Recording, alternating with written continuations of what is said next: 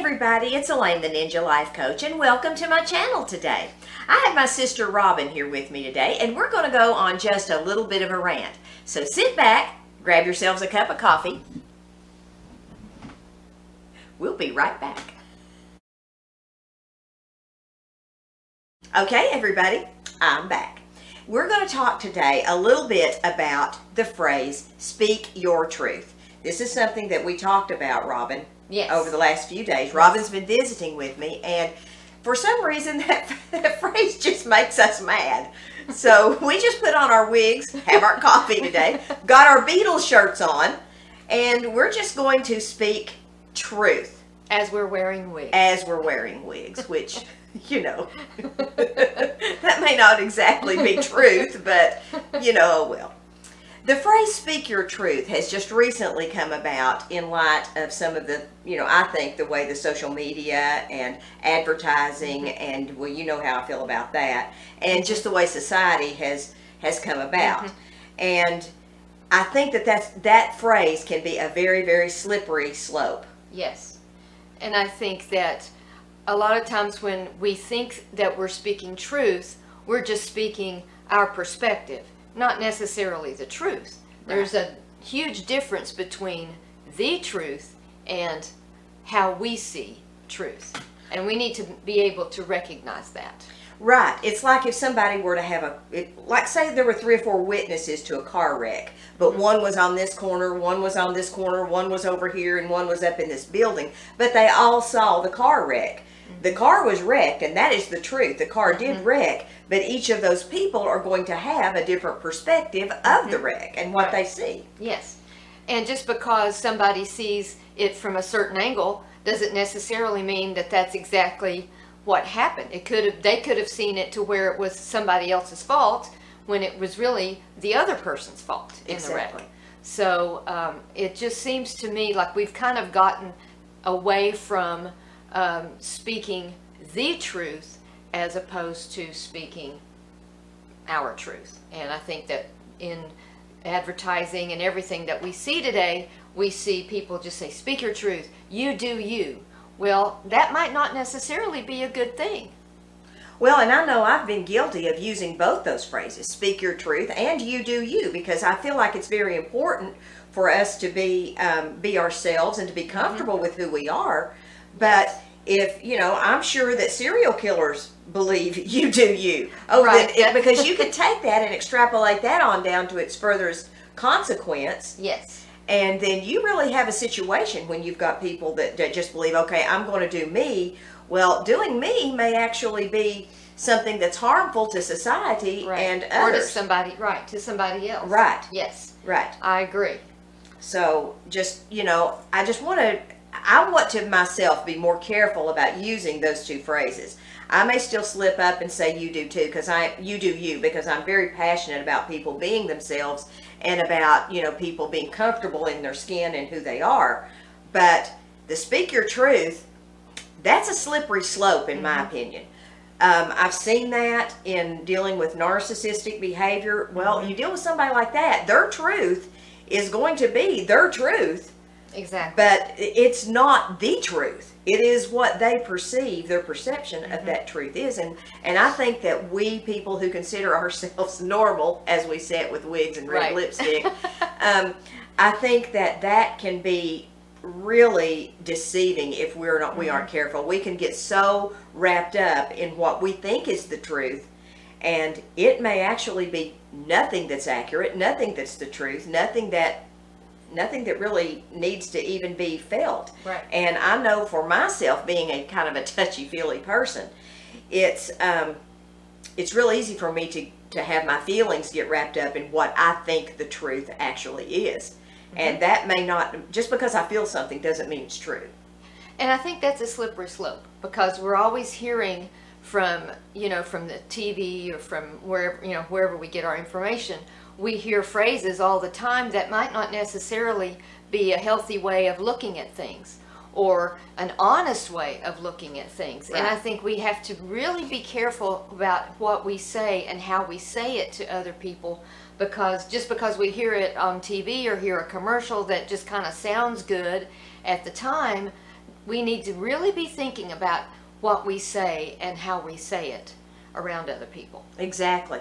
Exactly. You know, I know that being a life coach, sometimes it's real easy for me to just say, okay, well, that's your truth. Right. You know, you do that, when actually it may be like, well, let's just explore that a little bit. Let's just think about your truth, and let's just think about how your truth impacts others, and how does your truth impact, you know, first of all, how does it impact your relationship with God? Exactly. And how does it impact your relationship with yourself? How does that make you feel? Because, you know, I know that being a woman and growing up in the era that I did, and you too, Robin. The Beatles era. The Beatles era, that's right.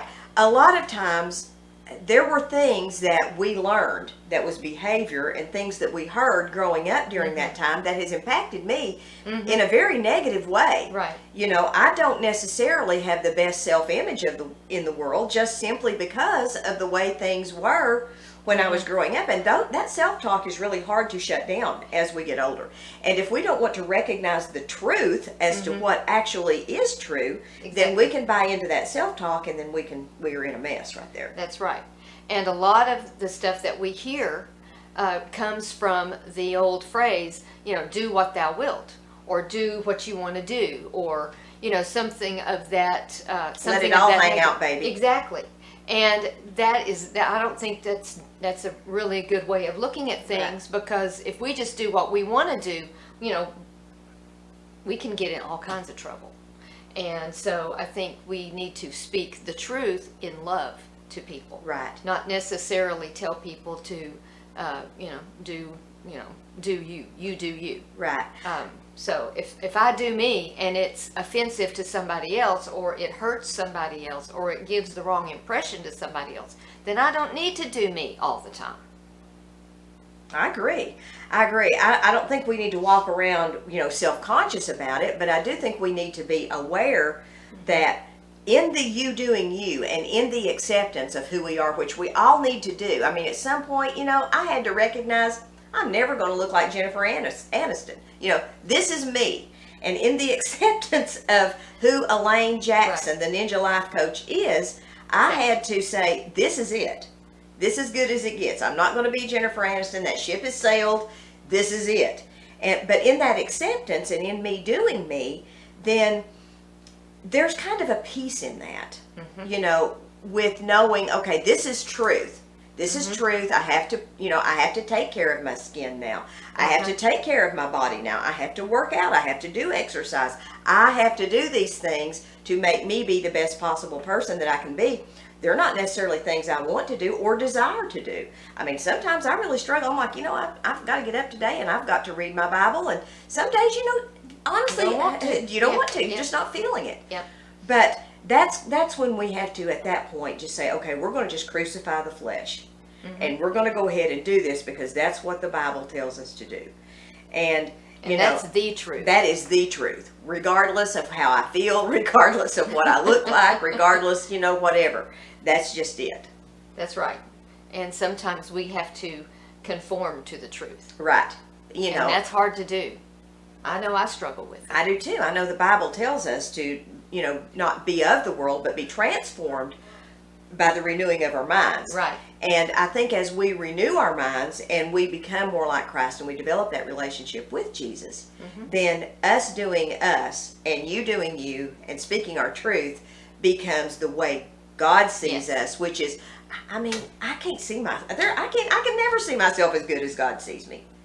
I can never love myself as much as God loves me. Right. You know, never. So why not take on the identity of Christ? Because it's much better than any identity I could come up with on my own. But that doesn't mean you can't have fun. You can't be who you are. Because God made each one of us as individuals. That's right. I think we need to embrace our individuality and be the best us that we can be. Right. And let His light shine through us, because He created us the way we are.